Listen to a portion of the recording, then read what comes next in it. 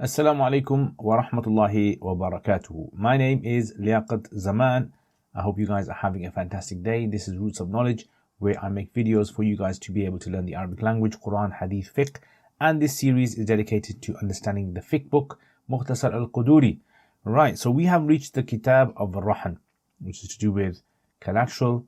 And without any delay, then let's crack on. So first of all, as you guys know, we explain the words. So la yasihu, you guys know what yasihu means. Valid or correct. Rahan is collateral or security or even mortgage. Some call it pawning, Pawning, but pawning is not exactly this. There are scenarios in pawning which do not fall under this, so that's why it's a bit different. Amanat is trusts. Trust. Wadai is a type of trust as well. So wadai, it is exactly a trust. Awadi is something you lend people. Mudarabat is silent partnerships. So silent partner trades. Mal shirka, it means partnerships. Now, don't worry if you guys are not familiar with these. If you guys don't know about these, then you don't have to really kind of worry too much about this, because this is something which you're going to cover later on, inshallah, in Qudoori anyway. So partnership, and then you got yasihu rahan bi ra's. Ra's al-mal, we've done this before. Okay, this is capital. Right, ra's means head, by the way, and it's called the capital, the head of the mal al-salam. Salam is what we call forward sales. Okay, so forward sales. Thaman as-sarf. Sarf is foreign exchange. So we've done this before as well. And then you have Muslim fihi is the goods in the salam. Halaka means destroyed. Majlis means sitting. Aqad is contract. We've done all this before. Sarf, foreign exchange. Salam is forward sale. Murtahin is the person who is receiving the collateral. Mustawfiyan, it means to fully receive. Okay, so to receive in full. Hukman, legally or assumed. Ittafaqa, both agree. Adal is a third person, so third person. Laysa al-murtahin la yarahi akhduhu min yadihi. Okay, dhaman is compensation. And again, a lot of these words are words which you guys have done before, so it's not really strange to you guys. Okay, ولا الراهن أخذه ويجوز رهن الدراهم. Darahim, silver coins. Dananir, gold coins. Makil, something measured. Mawzoon, something weighed. Ruhinat, this is from the verb rahana. Halakat. Ikhtalafa, to differ. Joda, it means quality. This word came before as well. Quality. Sana'a, it means design. And then you got dain, debt. Anfaqa, to spend. Zuyuf means low quality. Yaraddu zuyuf, yarji jiyad. Jiyad means high quality. Alright, so a lot of these words, because we have covered them before, it's not really kind of necessary for me to kind of go into them in depth. Okay, so let's do the next one then. So let's now look at the tarkeeb of this. You ready for tarkeeb? Okay, so wala yasihu. So wala yasihu. Ar-rahnu, this is the file. Bil amanati kal wadai'i wal awari, this is just awari. Wal mudarabati wa mal shirkati. It's not sharika, it's shirka. Okay, so shirka. Right, all of these are ataf onto wadai'. Wa yasihu ar-rahnu bi ra'si mali as-salami wa thamani as-sarfi wal muslimi fihi. Remember, this is muslam. فإن هلك في مجلس العقد تم الصرف فعل والسلم العطف وصار المرتهن مستوفيا. This is the خبر. مستوفيا is the خبر of صار. لحقه جار مجرور حكما. Okay, legally this is going to be mansoob. If you know why it's mansoob, put it in the comments below. إذا اتفقا, this is times 2 past verb. على وضع الرهن على يد عدل جاز. وليس للمرتهن ولا للراهن جار مجرور. أخذه is the ism of ليس. من يده فإن حلك في يده حلك من ضمان المرتهن جار مجرور. ويجوز رهن الدراهم والدنانير والمكيل والموزون فإن رهنت بجنسها هلكت بمثلها من الدين. وإن اختلف في الجودة والصناعة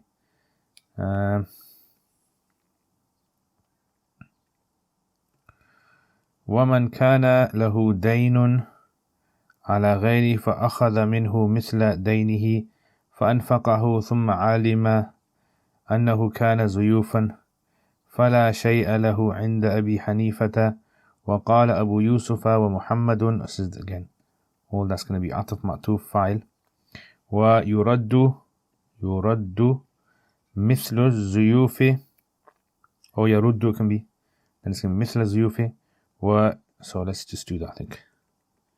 يرد مثل الزيوف ويرجع مثل الجياد. Okay, straightforward. I mean, it's not really kind of too technical. Right, let's have a look at trying to understand what this text is basically saying now. So first, there are several mas'alas that we need to understand in this text. Let me highlight them for you. So here is telling us what kind of things we can't do rahan in exchange for. Right? وَيَصِحُّ الرَّحْنُ. And the second one, يَصِحُّ الرَّحْنُ بِرَأْسِ مَالِ السَّلَمِ. Things you can do salam with, or sorry, rahan with, not salam. And leaving the rahan with a third person. Okay, so leaving the rahan with a third person, another person. And also a rahan of gold and silver. Okay, rahan of gold and silver. And then finally we have the issue of debt that's given back. Okay, so although this is not to do with rahan, it's just something that they've mentioned. So anyway, these are the masail that they mentioned. Let's go back. Alright, so first of all, let's have a look at this then. So he says, first of all, let's say for example, like a person wants to give a trust, wants to leave a trust with someone. Let's say for example, they will leave their valuable watch. Yeah, so this valuable watch that they have, they can leave it as a trust, as an amana. And in exchange for that, they want to take a rahan. Right, so they want a rahan. Let's say for example, the rahan is a mobile phone. So this is the rahan. So this guy wants to take this. Is this allowed? No, it is not allowed. Why is it not allowed? Because the rahan can only be taken in exchange for something which is compensatable. And a trust is non-compensatable. Meaning, if you leave something with someone as a trust, then that means that that thing, if it gets damaged in their possession without gross negligence, then that person is not going to be responsible for that item. So if they're not going to be responsible for the item, that means that you cannot take a rahan, because a rahan is only used when there is the possibility of damage, and then they can use that to compensate. Okay, so you cannot use in anything which falls under a trust. What kind of things fall under a trust? So several things are mentioned. Wada'i, this is what we call a wadi'a, when you leave something. Let's say you're going on holiday and you want to leave some valuables with the next door neighbor or something like that. You call that a wadi'a. Then you have something called a ariya. Ariya is simply just borrowing someone something. Let's say you borrow someone your iron, or you borrow them a plate, or you borrow them your phone, right? So this is called to borrow. We call English to borrow someone. And then mudarabat is from the word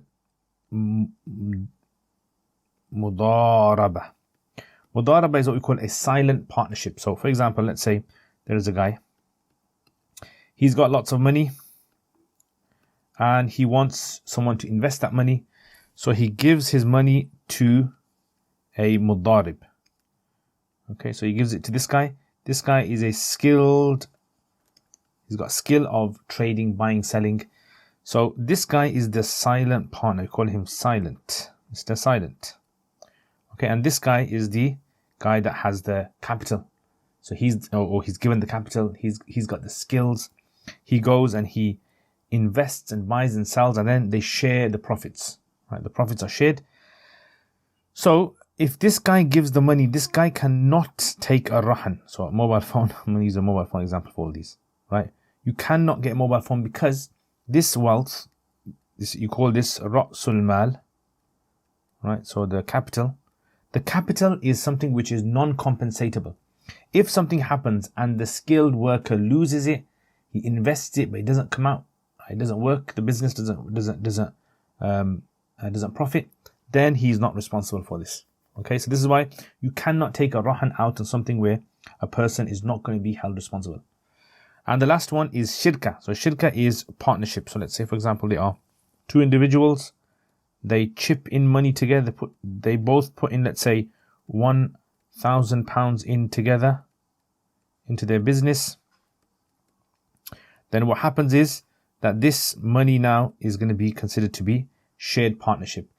Each partner cannot take out a rahan for the amount that they put in. Right? So each partner cannot say, well, you know what, I put 1,000 in. I want there to be a rahan that we're going to use for this, just to keep it safe, that I can guarantee that something's going to happen. No. Because all of these deals, the wadi'a, the ariya, the mudaraba, and the shirka.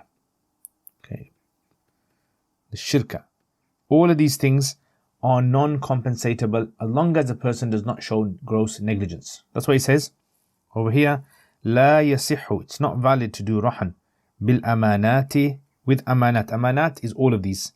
Wada'i, trusts, awari, lent out things, borrowed things, mudarabat, silent partnership goods, mal shirka, the wealth of shirka. Right, that wealth over there. Now, what kind of things can you do salam in? You can do salam, or I keep saying salam, guys. Why do I keep saying salam? You can do rahan in exchange for the ra'sul mal of salam and sarf. Now, how does this work? Let me show you guys quickly how this works. Right, because you guys are going to be asking, Kya ho raha hai yahan? Okay, so basically what happens is, imagine, for example, like there are two people and they are exchanging foreign exchange. Right, so this one is giving dollars and this one is getting pounds. So they will now exchange with each other, right, for this. And the rule is, if you are doing a foreign exchange contract, the exchange must take place in that gathering. Right, so that gathering is important. Right, we call this the majlis. So let's say, for example, this guy, he gives his pounds over, yeah, but then he says, look, the other guy says, look, I don't have the dollars with me yet. Someone's coming to bring the dollars to me. Is it okay if I leave a rahan here? So yes, the guy can leave a rahan, but he has to get the cash before he separates from the gathering, before he steps out of this majlis. He has to get the cash and then retrieve the rahan and give the cash. The thing is, in salam and in sarf and in salam, the cash has to be given upfront. All right, so that's why it's compensatable if something happens. Let's say, for example, this phone now, this guy, he hands over his phone, right? The phone gets damaged by him, so he damages the phone. What's going to happen is that will be cut off from the money that he's owed. It's like the money has been received. Does that make sense? Okay, so that's the whole issue over here. Why are you allowed to take a rahan when it comes to a sarf contract, salam contract and a sarf contract? Reason is because these contracts are compensatable. right? And as long as you've done it in the gathering, because the rules of sarf dictate that the exchange has to be taken place in the gathering, and then likewise the malus salam, when you're given the capital for your forward sale, then it's fine. So this is why it says يصح الرهن برأس مال السلم وثمن الصرف والمسلم فيه, and also the muslim fihi. The muslim fihi, how does that work then? So how the muslim fihi works is as follows. Okay, remember this is to do with salam. Okay, so let's say for example this guy, he wants to make an order of apples, right? So this guy's got, he grows apples, this guy's got pounds to give. Okay, so what's going to happen is he has to give the cash up front. This is called the Ra'sul Mal of Salam. Right, it must be given up front in the gathering. Right, this is the gathering, so it must be given up front. Now the apples are going to be ready, let's say on December the 1st. The apples are ready on December the 1st. So what happens in this case?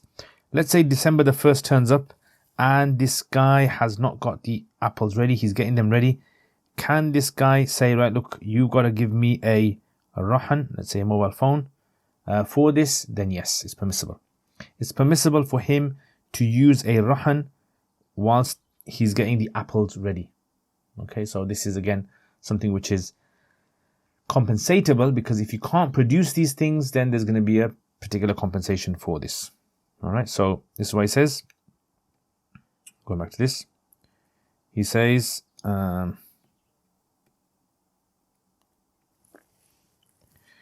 وَالْمُسْلَمْ فِيهِ, and the Muslim fihi, فَإِنْ هَلَكَ. So these three things, salam, sarf, and Muslim fihi. You can have a rahan exchange for these. فَإِنْ هَلَكَ فِي مَجْلِسِ الْعَقْدِ. If it gets destroyed in the majlis of the aqd, تَمَّ الصَّرْفُ وَالسَّلَمُ. Sarf and salam will become complete. Sarf and salam will become complete, right? Because they're compensatable. وَصَارَ الْمُرْتَهِنُ مُسْتَوْفِيًا. And the murtahin will be considered to have fulfilled his right hukman, legally. I mean, they're saying legally because physically he hasn't received it, has he? Right, so this is basically, if I move back up again, so if I just show you guys, so let's say for instance, do a different color. So this is, this guy has obviously given the phone, so this guy is the murtahin. Alright, he's the murtahin. Let's just write that there. Murtahin. This guy's the Rahin. So if this phone now gets damaged, it's as though the murtahin has received the cash legally. It's like as though, like from the legal point of view, it's as though this guy has given, even though he has not given him, it's as though he has given him. And the same happens over here. This guy will be the murtahin, because this guy's going to leave the phone with him. If the phone gets damaged, it's as though he has received his right. Okay, so that's why it said hukman. Okay, next masla. Everyone understand this masla? Again, try to watch it again. If it's still not very clear, and maybe I'll try to, next week, I'll try to clarify some of the points that you might have. Okay, next, he says, إِذَا اتَّفَقَ عَلَى وَضْعِ. So let's say these two people are doing a trade deal.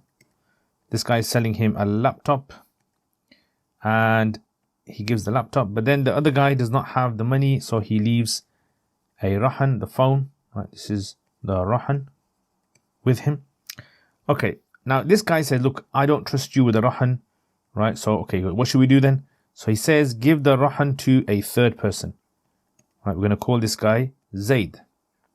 We are going to give the Rahan to Zaid. Zaid's going to hold on to it because, you know, I don't trust you. Yeah, so it's angry face. Angry face. I don't trust you. Okay, that's fine. This guy is called a adl then, a trustworthy person. Give it to him. So what's going to happen now? Anything that happens will be considered to be on the liability of the murtahin. Yeah, so in other words, إِذَا اتَّفَقَا, when the two people, this guy and this guy, they both agree ala wad'i rahan, that they are going to place the rahan ala yadi adlin, in the hands of a trustworthy person. Jaza, this is jaiz. Wa laysa lil murtahin, and the murtahin here, so let me just write down murtahin here. Murtahin, the murtahin does not have the right, nor the rahin, akhduhu min yadi, to take it out of his hand prior to giving what's owed, right? فَإِنْ halaka, if in the hands of the adl person, if the item gets destroyed, the phone gets destroyed, halaka min dhaman al-murtahin, it will get destroyed as though it got destroyed in the hands of the murtahin. Okay, so is that straightforward? In other words, if you have a third person, the third person's hand is acting like the murtahin's hand, basically. Alright, next masala. So he says, وَيَجُوزُ رَحْنُ الدَّرَاهِمْ وَالدَّنَانِيرِ. So again, I need to illustrate this masala. So I'm going to move this up over here so I can draw it nicely over here. So look, imagine there's these two people. This guy and this guy. And they are going to exchange gold for gold, silver for silver. Right, so gold for gold. Okay, or silver for silver. Yeah, gold versus gold, silver versus silver. So now this guy gives the gold. Yeah. And it doesn't have to be just gold. It can be weighed and measured things as well. That's fine. And what's happened is this guy owes him gold, but he doesn't have that exact gold thing that he's selling. So in the majlis, what happens is he gives some gold, right? So he gives some gold. Like, let's say he was going to give him gold bangles to him. And he didn't have the bangles. They're saying the bangles are on their way. But what I will do is I will give you these nice earrings. Now, I don't know how to draw earrings. Let's draw earrings like this. Yeah, so gold. So both these are gold. But this is going to be the Rahan. Alright, the Rahan. So he's given this Rahan to him. So what happens if these gold earrings get destroyed in the hands of the murtahin? What happens to the gold?